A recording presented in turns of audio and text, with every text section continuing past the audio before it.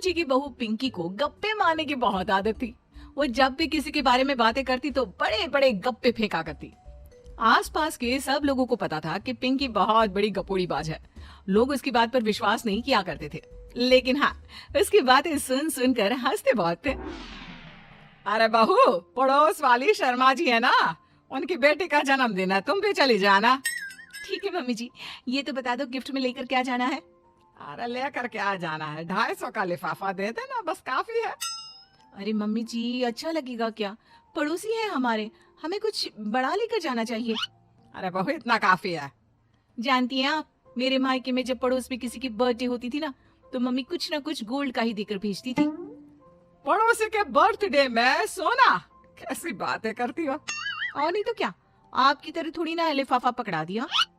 पिंकी शर्मा जी की बेटी के जन्मदिन में चली जाती है। अरे आज तो बड़ी सुंदर लग रही हो साड़ी में। जी मैं तो लहंगा पहनकर आने वाली थी, मम्मी जी नहीं मानी। अरे बेटा, बर्थडे पार्टी में तो साड़ी चल जाती है, मेरा मतलब कोई शादी थोड़ी ना है। कैसी बात कर रही हैं आप आंटी जी? मेरे मायके में तो छोटे छोटे फंक्शन भी हम लोग लहंगा बनवाते थे बुटीक से, डिजाइन करवाकर। चाहे पड़ोस में किसी का जन्मदिन हो, मेरी मम्मी हमेशा बुटीक से नया लहंगा डिजाइन करवाती थी। मैंने तो ऐसा कहीं नहीं देखा, ये तो तुमने आज बड़े कमाल की बात बताई। अरे जाने दीजिए, कोई बात नहीं। और बताइए, आपकी बेटी नजर नहीं आ रही?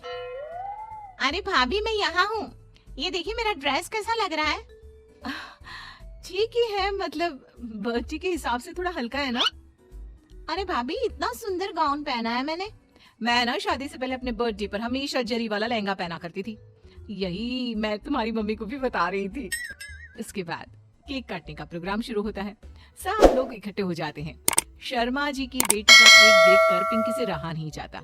उसके अंदर का गपोड़ी बाज बाहर निकल कर आ जाता है। अरे इतना छोटा सा केक?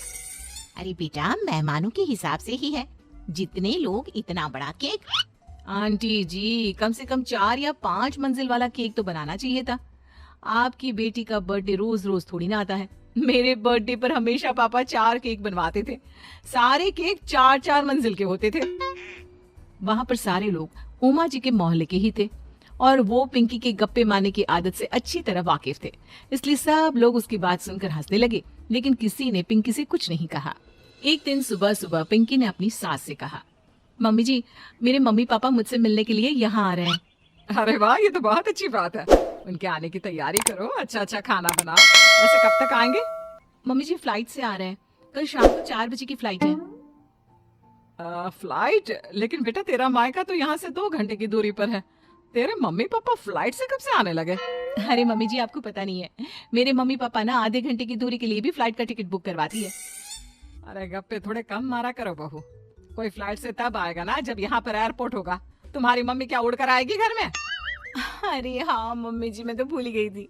वो क्या ना, मेरे मम्मी पापा हमेशा फ्लाइट से ही ट्रैवल करते हैं, तो मेरे दिमाग से ही निकल गया था। अगले दिन पिंकी के मम्मी और पापा पिंकी से मिलने के लिए उसके घर आते हैं। आइए आइए जी, आपका बहुत बहुत स्वागत है। और समधन जी, हमारी बेटे की कोई शिकायत तो नहीं ना? ठीक से संभाल लिया है ना आपका घर?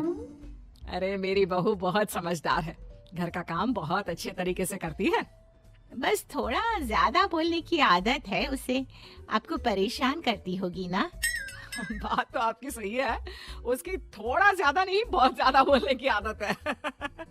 लेकिन कोई बात नहीं, आपकी बेटी दिल की बहुत अच्छी है, बस थोड़ा बोलती ही तो ज्यादा है। पिंकी बेटा, इधर आओ, देखो तुम्हारे मम्मी पापा आए हैं, तुमने इनके लिए खाना तो बना लिया ना? वो क्या है ना मम्मी जी, आपसे एक बात कहनी थी। हाँ हाँ बोलो बहू, क्या बात है, डरने की कोई जरूरत नहीं।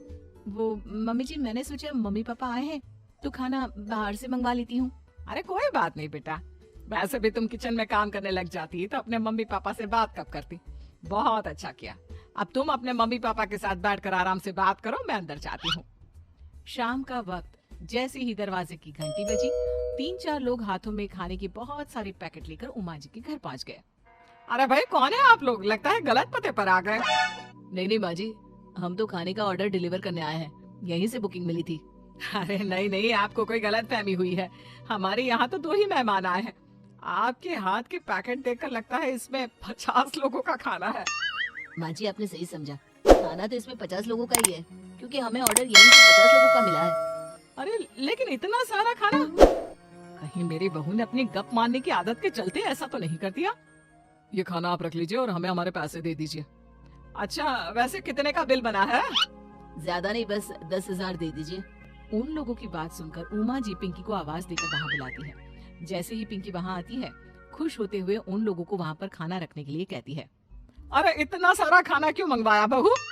अरे मम्मी जी, मैंने आपको बताया तो था, मम्मी पापा आए हैं तो मैं खाना बाहर से मंगवा रही हूँ। ये बात सही है बेटा, लेकिन 2 लोगों के लिए 50 लोगों का खाना? अरे मम्मी जी, कुछ कम पड़ जाए तो अच्छा थोड़ी ना लगता है, और मेरे मायके में तो ऐसा ही होता है, एक्स्ट्रा खाना मंगवाते हैं हम लोग। तभी पिंकी के मम्मी और पापा वहाँ पर आते हैं। अरे बेटा, एक्स्ट्रा खाना मंगवाने का मतलब ये थोड़ी ना होता है कि 2 लोगों के खाने के लिए 50 लोगों का खाना मंगवा लो। और बेटा, तुम्हारी गप मारने की आदत के चलते 10,000 का बिल आया है। तुम्हें नहीं लगता ये गलत है? देखो बहू, बढ़ा चढ़ाकर बातें करना अपनी जगह, लेकिन इतनी बड़ी बड़ी फेंकना भी गलत है ना। पहली बात तो इतने सारे पैसे लगे, और दूसरी बात खाना वेस्ट होगा। आप लोग ठीक कहते हैं, मैं आज के बाद अपनी इस आदत को कंट्रोल करने की कोशिश करूंगी और अब से गप थोड़ी कम मारा करूंगी। पिंकी की बात सुनकर सब लोग हंसने लगे।